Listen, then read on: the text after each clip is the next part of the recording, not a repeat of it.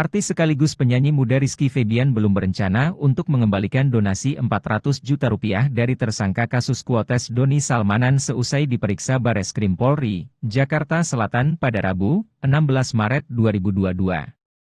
Adapun Rizky Febian diperiksa selama hampir 4 jam di Direktorat Tindak Pidana Siber Bareskrim Polri. Anak sulung komedian Enti Sutisna alias Sule dimulai dari pukul 14 WIB hingga pukul 17.42 waktu Indonesia Barat. Kuasa hukum Rizky Febian, Ahmad Ramzi menyebut bahwa pihaknya belum berbicara terkait pengembalian donasi Doni Salmanan terhadap Bareskrim Polri, tidak ada kesana karena semuanya sudah kita sampaikan ke penyidik. Jadi nanti penyidik yang akan menyimpulkan seperti apa, ujar Ramzi.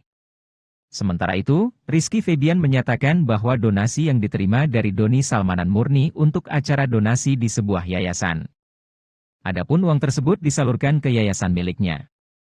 Karena kan mungkin sudah tahu, beritanya sudah kemana-mana. Itu saya lakukan untuk donasi, untuk yayasan saya itu. Waktu itu saya nggak tahu menahu.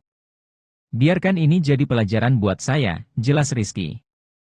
Ia menyatakan bahwa pemeriksaannya kali ini hanya untuk memenuhi pemanggilan Bareskrim Polri.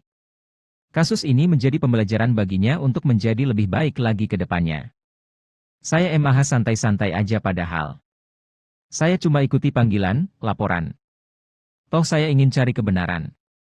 Yang terpenting ke depannya saya jadi lebih tahu buat hidup saya, ungkap Rizky.